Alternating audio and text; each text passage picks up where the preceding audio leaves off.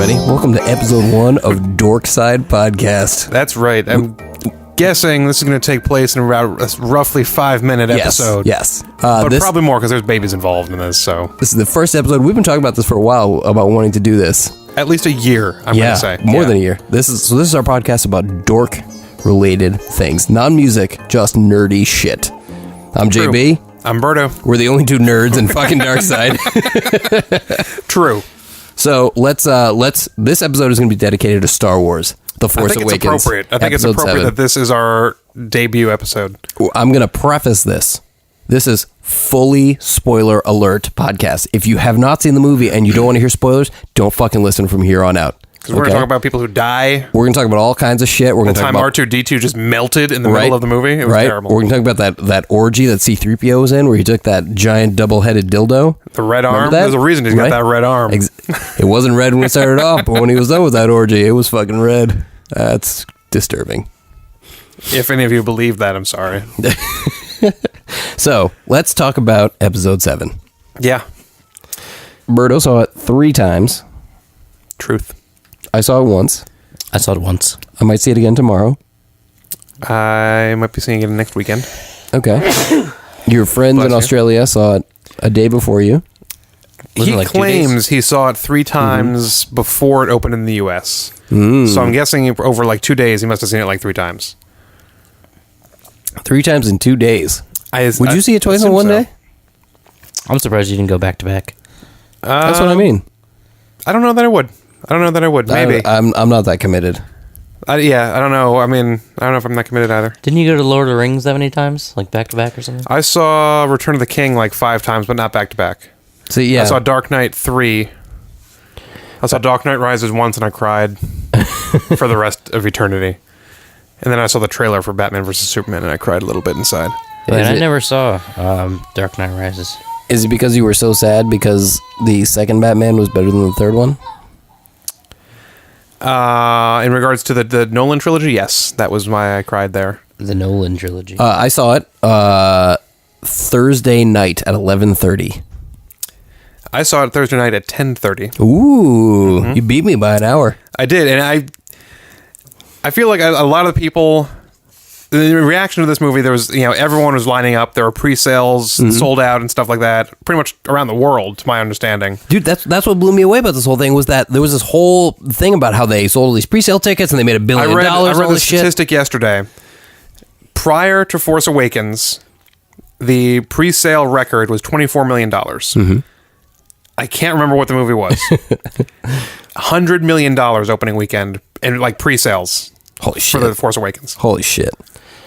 Well, and the irony of that whole thing is that I had assumed, based on the media hype, that there was just no tickets available for anything. It was just like, everything was sold out. Don't bother trying to see it until like a week later, because it's just not fucking gonna happen. And I bought into the media hype, and I'm like, oh my God, no, I gotta get on Fandango right now. And I did not, and what happened to me is you had tickets already. You got your pre-sale tickets. You were an hour behind. And I was at work, and I was just there, and Jenny shoots me a text, and she goes, hey, you want to see Darkside? She goes, hey, you want to go see Star Wars? Because there's open tickets, and we could totally go.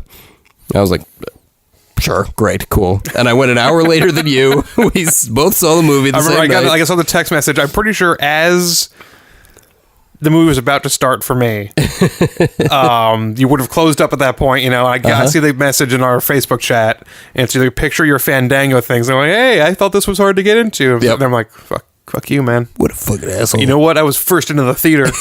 I got here at 8:30, man. You elbowed a nerd in the face to get a good seat. Almost. To get the best seat. I mean, he had it coming if he kept wheezing up behind me like that. That's true. Where did you sit in your theater? I like back row center. All the way in the back? All the way in the back. Wow. Because you get the full screen. Plus, it's a wider row. So if people want to go in front of you, you don't have to get up for them. Ooh. Okay. The only downside of the theater I was in was there was like a vent or something loose on the wall. So every time there was like a deep bass rumble, it was like... It was rattling. A little rattly. And I finally, I phased it out. And see, I have this thing where like when I'm in a movie theater, I like can't, like, if people move in front of me, like, it pulls me out of the movie, and suddenly I'm paying attention to all the rows in front of me and all people's heads and them, like, eating and scratching their faces and, like, all these weird things, and I have to, like, stop, get back into the movie and get back in. I prefer, like, at least in the Poughkeepsie Galleria, the way it's set up is there's, like, 2 tiers of seats. You like the front of the top tier? I like the first row. I know in this the top because that's tier. where I found you when we saw Crimson Peak. Exactly. Yeah. That to me is like, if you can get dead center in that row, that's like your eye is perfectly level with the screen. It's like the perfect thing. No one fucking annoys you. You don't have to worry about anybody. That's pretty well. You can get the little the handicap bar to put your feet on. Yeah, sometimes. totally. Yeah. You can put your fucking feet up. Oh, it's fucking wonderful. Okay, that's valid. It's valid. I actually sat. I think I sat 3rd row from the back. I normally hate sitting in the back. I hate the top row. And I sat 3rd row from the back, like all the way over to the right, because by the time I had gotten into my theater, that's how I'm sure there was like a mad rush to get the good seats. Yeah. And what fucking pissed me off? They did that fucking buffer seat thing, you know, where it's like 2 people would sit and then there'd be an empty seat in the middle and then 2 people. And then I fucking hate that shit. And it was all good, totally primo seats. And I guess shame on me. I wanted to go up to people and be like, could you just move? Could you just move 1 seat over so I can sit here? Because, I mean, not for nothing. No one's here. Can you just suck it up? God forbid our elbows touch for a fraction of a second. I'm pretty sure for the 10:30 there was no buffer seat. I don't think. I think we were pretty packed. Just sold out. I think so. No, I had a buffer next to me. Nicole had someone sit next to her. Sucker. And Justin and I went Friday, and we went to like the 11, I think, after we closed the store or whatever. And we got there, like, he and I had a buffer between us, like we spread out, like we had like soda and snacks, like it was reasonably. It was like half full, I'd say, at least. You know, the later shows were like half full. Yeah. Okay. But all right, so let's get the movie. Let's get to the gooch. Let's get to the meat and potatoes of this whole thing. The movie that you wouldn't even eat. Let's get to the tofu and potatoes of this whole fucking thing. Slap it in butter. It just doesn't sound as good. It's not as. It doesn't. No. Let's get to the fucking heart. The heart of the film. Booyah. Okay. I was pumped when I saw the title scroll. I was too. I totally was. I think there was doubt. I heard a lot of times how much is Abrams going to change the formula. Yeah.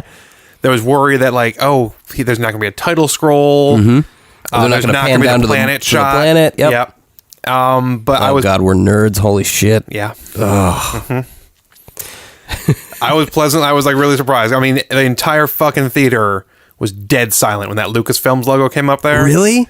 Dead silent, and then just like applause as soon as Star Wars, the opening crescendo from John Williams came on there. Mine was the opposite. When the Lucasfilm thing came up, everyone started cheering. Like the whole place was like standing up and cheering. And I actually remember I like put my hands out and I was like, whoa. Everybody calm it down. Remember episode 1? All right, let's see how you feel in 5 minutes. Okay, calm it down. It took 10 minutes for there to be a Gungan in episode 1, and that was just all it took to ruin the film, right there. Exactly, yeah. I turned into an old Yonkers grandpa. All right, everybody calm it down. All right, come on, just chill out, okay? Remember episode 1? Remember the last time Lucas touched a film? Oh, God, hello. The worst. But, I mean, from that start, it was pretty awesome. Just got right into it. Yeah. Title scroll, planet, the new Star Destroyer showing up. And I know a lot of the criticism I've heard of the film has been... Wait. Before we get to other people's criticism, tell me your overall thoughts on the thing. I thought it was fucking awesome. I thought... You would go fucking awesome? On a rate of, let's say, we'll do 10... What's going to be our standard? What's going to be our thing? 10 would be Empire Strikes Back. No, like 10 apples. You know what I mean? For our podcast, it would be 10... 10 lightsabers? Okay, on a lightsaber scale, 0... 10 is a Darth Maul double-bladed weapon of death. No, because that's episode 1. 0 would be episode 1. 10 would be J.J. Abrams releasing a porno that was... No, that's... All Twi'lek women? That's a terrible idea. I mean, I'd see that, and you would too.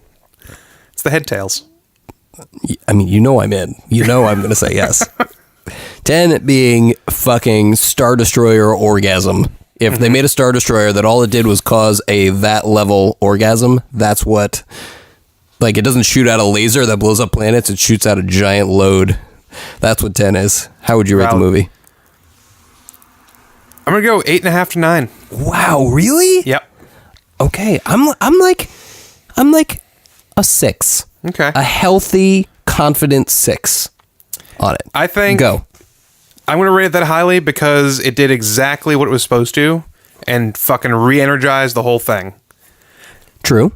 And my one criticism of it, which is kind of universal from what I've read, is that it was very formulaic. It had pretty much almost mirrors of The New Hope. You know, you had the big super weapon. What do you mean? You mean The New Hope? A New Hope, episode 4. And episode 5? Let's be real. Yeah, okay. Come on. But it had all go. the elements of the classic Star Wars stories. You know, you had the super weapon, you had the lost hero finding her powers, the new guy who's obviously supposed to be like the new Han Solo, because, you know, that happened. Dude, you're saying all these... Everything you're saying is a positive is what I want to say is a negative. Like, I'm saying it has that formula, and that was what I initially thought. I'm like, oh, okay, but we've seen this before.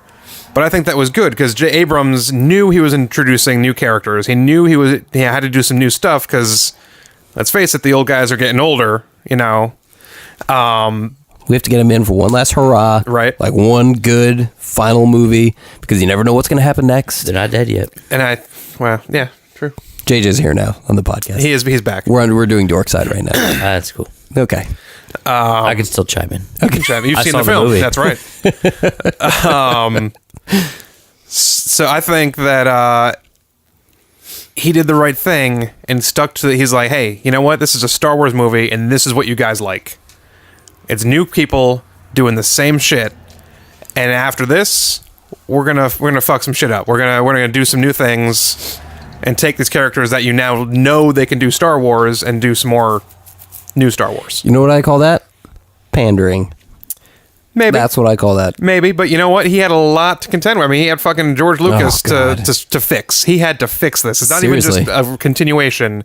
He needed to fix this because a lot of people were like you when the credits rolled, like, hold on, guys. Remember the last 3? Yeah, like there's a lot of pressure. Mm-hmm. All right, so I give it a solid 6. And at no point will I ever say that I did not have fun. I really enjoyed it. I had a great time in the theater. I enjoyed the movie a lot. I have qualms with definite parts of it. We probably won't get to those in episode 1 of Dorkside here. But it was fun. It was a great time. Mm-hmm. It was definitely, a lot of people talk about it re-energizing the franchise, and I think that's correct. Yeah. There were problems that I had with some of the story and the characters and some very pivotal scenes. But there was no fucking Jar Jar Binks, so I mean, I guess really, it's all positive from there, man. As long as there's no Gungans, can't fuck it up. You know what happened at mine, actually? As soon as that Lucasfilm thing came up and faded away, some guy yells out who goes, Jar Jar Binks, Sith Lord! And then everyone in the theater just kind of laughed, and half the theater groaned. And I was like, let's not even invoke his name. Exactly, yeah. It's a little rough. I would agree with that. I mean, I think there were some plot points I took some issue with. Mm-hmm. I really just hated the whole, I get that the Starkiller base was a little throwback to, Luke Starkiller, etc. Yep. And I agree with you. There were a lot of little homages in there. Yes, and I agree with you that, he had to tread on some familiar ground to sort of reestablish his base, and then, yes, he can go on from here and go in whatever direction he wants. Too much? Too old? Like, too much familiar turf? Well, I'm going to see it again, for sure. Mm-hmm. And I'll reevaluate at that point. I just was a little, like I said, for all the fun and for all the nostalgia. I will admit, after the first time I saw it, I had your reaction. Like, I was a little bit like, okay, we've been here. Mm-hmm. But then, I don't know, I felt like I understood why he did it, like, my subsequent viewings. Like, I understood, like, what he was doing. Yeah, okay. Because even after the third viewing, when those fucking X-Wings cruise in there Oh, dude, out of that so mist, good. like, you get chills. So good. Like when the Falcon first shows up, they So good. yeah, it's awesome. Chills. Okay, you know Look, what? you know what? Naysayer in the corner. Don't take this away from us, all right? We have so No, much. I'm not taking away from you. I'm just saying chills seems a little extreme. You knew they were coming. Yeah, yeah. The second and third times it did, but I think there was cheering during that low-flying yeah. X-Wing Yeah, scene. yeah. Yeah. So they pop those wings, the S foils into attack formation. Oh. You mean when they attacked against the squadron of TIE fighters, which is actually a specific number of TIE fighters? A squad is 12 That is TIE correct. fighters? That is correct. Thank you. Thank you. I guessed that correctly today. You did indeed. When we were reading the Star Wars trivia book. I think, yeah, my only other issue, I think... Well, here, let's get to some spoilery shit. Like, everybody knows there's fucking everything we talked about. Let's get to a spoiler. Let's talk about one good thing, and then we're gonna wrap this up. We're gonna make this a quickie. Okay. Pick a spoiler. Should we go the big spoiler? I might as well, right? Okay, so fucking Han Solo. Because, I mean, a lot of the spoilers surround Han, right? And his family. I mean, it's really it's all about Han, this movie. Yeah. His kid. His kid is Kylo Ren. And I loved that his real name Was Ben. I love that. Yep. Yeah. And I really appreciated that whole plot theme that they had going on there, because since I was a kid and saw the original trilogy, was a big reader of the extended universe novels. Yeah, fuck yeah. And so I know, I remember the announcements when Lucasfilm was bought out by Disney, and they said, listen, the books are no longer canon. They're considered their own separate thing. Right. It's like a mythology. Like, this could have happened. Only the movies are canon and the cartoons. And the new movie will have nothing to do with the books. Like, we're not pulling things from that. But in the books, Han and Leia had twins. The sun went dark. Had a showdown with Luke. Like, there was that familiar element. See, you know what I was really worried about? And this is what I was dreading the whole fucking time. I was like, please don't let them have, what was her name, Rey? Rey. I was like, please don't have Rey be Kylo Ren's sister. If that happens, I'm just fucking gonna walk out of this theater right now. I think there's a lot up in the air with Rey. Because, I mean, to fill the listeners in, if you're just listening to this for the fucking spoilers, Rey is the Force-sensitive one in the cast. She's the new one, the new Jedi. It feels like they're setting her up to be a Skywalker of some sort. Whether it's from Leia or from Luke. Maybe, she got ditched on the planet when he left. Who knows? I totally agree with that. Like, No, I disagree. I'm going somewhere else. It's too easy, and I agree. I don't think that's that obvious. The same way I don't think Abrams left Luke out of the trailers to be because he's dead or evil. Like, I think that was too obvious, I think she was the son or the daughter of some other rebel fighter. Because if you look in her, well, you've only seen it once, so I won't judge you if you missed it. In her little home, she has a doll dressed in the orange X-Wing pilot jumpsuit. She had an X-Wing pilot helmet. She had the helmet on. Yeah. The helmet you could have gotten anywhere. Obviously, that whole planet was a wreckage junker, of a right? thing. Of a But battle. the doll, she had affection for the X-Wing pilot thing. I'm thinking, what if she's Wedge Antilles' daughter? And she kept saying, she's like, I have to go back because my family is going to come back or something along those lines. Yeah. Like, someone left her. I'm thinking, she could be like Wedge Antilles' daughter. She's a good pilot. Wedge was a good pilot. I can hear every detail of Lipper. There's a dog Literally licking Lipper. Justin's face Of right Lipper now. nipping your face. But so I'm pulling for something a little less obvious than a Skywalker. Yeah, I agree. If that like I said, I was genuinely worried that they're going to be like, hey, here's Han's son, and boom, she's Han's daughter. Or this is Luke's daughter, and he hid her Obi-Wan style in a desert. We got it. We've done this all. We're just going to rehash literally everything. That's what we're going to do. So yeah, I'm holding out that it's not that obvious. I think at best you're getting Sky Cousin. Could be Sky Cousin. I'm okay with Sky Cousin. Like a first Sky Cousin, cool. But also remember, there were a lot of Force-sensitive Jedi who were not related to any of the Skywalkers. They were just, they were non-humanoid, in fact. I mean, fucking look at the I'm sorry, look at the prequels. There were a lot of Jedi that didn't have the name Skywalker. That's what I mean. Yeah. Go your most famous Jedi, Yoda. Yeah. Clearly not a blood relation of a Skywalker. Exactly. To our knowledge. To our knowledge. We don't know who Yoda fucked. True. Or Yoda's parents fucked. That we don't know. Yeah, We don't and no know one that. knows where Yoda came from. He probably just That's true. right into being. That's true. We don't know how his species. This is actually something we were talking about in the theater. People were talking about are the characters who are obviously human actors, are they supposed to be humans, or are they some other alien race that just happens to look human?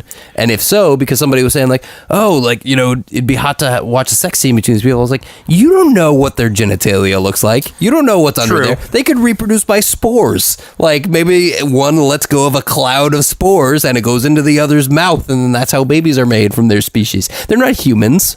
We don't I know believe if they have refer dicks. to as humanoid. Exactly. In the Star Wars universe, they look Universe. human. Universe. The Yeah, Uniforce. you know. The Uniforce. Ah. We Like don't know. Han Solo is They hired me just to Corellian. Like punch he's things from the up. planet of Corellia, and Who they're their all own thing. happen to look human. Steve They're Carell. humanoid. Yep. Like the Empire, they're from Coruscant. You know, they're like different. I think sometimes they even have different accents. You Oh, know, my Coruscant. different like that. They look exactly the same. They have different accents. They That's do. how their planets They are do. different. And then you got adding my the third track Twi'leks with commentary. the heads. I know. Yeah, I noticed that Mystery Science Theater in the corner there. He's drinking and raining on parades. And I was so fucking disappointed when Ren, just how Han just gave it up to Ren and just let him fucking run him through. Saw Yeah. that coming. I know. Just I was like, dude, come on. Man. I get it. Like, you're heartbroken. It's your kid. Like, you're trying to do what's right for your kid. And you would do anything for your kid. You made the ultimate sacrifice. I get it. But, dude, just... Yeah. Yep. Yeah. I liked Kylo Ren as the villain, though. Yeah. And I know that he got some flack because he wasn't Darth Vader. Like, he had his little temper tantrums and stuff like that. But I think by making him untrained and like a teenager, He was younger. he was younger. And I've envisioned him basically, if Anakin had gone dark from the start, he would have been Kylo Ren. Wait, can we talk about something really quick? How much of a fucking creep is Kylo Ren? Because he had fucking Darth Vader's helmet Oh, he's a creep. in his bedroom. So Oh, that yeah. means he had to go to whatever planet they burned his body on, Endor. find his corpse, dig it up, get the helmet, bring it back, put it in his room. Like, Well, I don't think there was really a burial. There was a funeral pyre at the end of Jedi. You don't know that he went and got it. oh, like someone else It brought could have him? been a rebel Snoke. sympathizer. Snoke could have gone and got it. Yeah, maybe that's where Snoke's came from. Hey, guess what, kid? I've got your grandfather's head. Here you go. Merry wanna see Christmas. That's how the It's dark messed up side too. works. If you look at the fucking there's skull inside that helmet. It's gross, Like, it's his man. whole head. Yeah. Like, it wasn't just he didn't just take the hat off. Here's your grandfather. Yep. Merry Christmas. I know just where I'll put this. right in front of my easy chair. Right next to my bed. Wait, I'm confused. Somebody explain the lineage to me. How is he related to Darth Vader?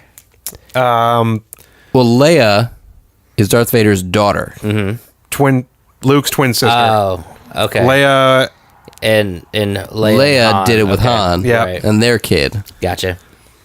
I forgot about that part. Yep. A lot of lineage you got to pay attention to. There's some Can somebody give me a tree? They exist. Just Google it. I'm sure they exist. And you know what actually bothered me the most about the movie, I think? Han Solo's hair. I didn't buy his haircut. It just was... Too scraggly, too gray. it was Too plane crashy? like I get it. Like I was looking back at the old movie and he had like very bushy hair. Yeah. It was the 70s as well. But I don't know. He just I wondered how much of it. I feel like a Harrison Ford, and this Phoned is it me. in. This is me purely speculating because I don't know Harrison Ford. And Harrison, if you ever listen to this podcast, You won't. I respect you as an actor. You've done a lot of great things, and I mean this in no way to be an insult, but how do I say this in a way that's not super fucking insulting? I feel like, Isn't that what the internet's for? yeah, I guess this is like the opposite of the internet because you're like directly responsible for your words. You have to actually be held accountable. But I didn't buy his hair, and I just felt like how much of his hair and costume was actually in the script, and how much of it was him just walking in and being like, "Yeah, no, I'm not cutting my hair. No, we're just doing this as it is. Just JJ, hit the mark. We're doing it. I don't give a shit. Give me my money," and then he walked It out. was literally the same jacket that he walked to the set in. Like, Exactly. Same jacket. He's like, Yep. "No, this is not my character's jacket. It has an Adidas logo on it. I said jacket." It's my smuggling group. It's an ancient smuggling symbol. Yeah. All day I dream about smuggling. That's a good one. Is this your phone? How did it get over here? It's way better than the corn version of Han Solo. True. All right, so I would give it 6. How many lightsabers would you give that movie, JJ? Out of 10. I think I'm in the 6 camp. I think it was a solid movie. I would consider myself generally a Star Wars outsider. I enjoyed the original films. I never saw the prequels. Seemed like the thing to see for this one. It was an enjoyable movie.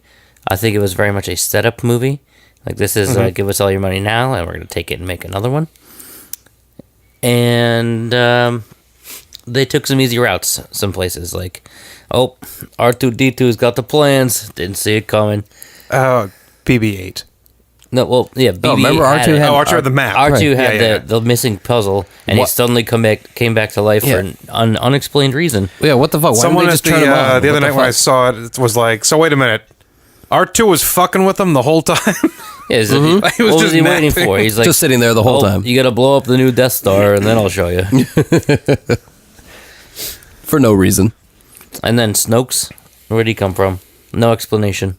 I think that was a setup. Like, obviously, there's an explanation to be had there. I need a little more. He clearly has a giant lightsaber gouge in his face. You know what I'm actually hoping? I'm hoping he's tiny. He kind of looks like a I think he's sea human. eel. I think he's like a normal-sized human who just likes to blow himself up in the holograms. In the projection, yeah. I hope he's actually like Yoda-sized, and he just blows himself up for the hologram. And there's going to be like this crazy battle where they're going to go in to see him, and he's tiny, but then he's like a crazy fighter the way It's like Yoda the was. Wizard of Oz. Like, when there's a big head, and it's like, Exactly. oh, hi, guys. Yeah, that's exactly what I want. Could you look over there, please? That'll be episode 9, I guess, Yeah, when presumably. they meet him.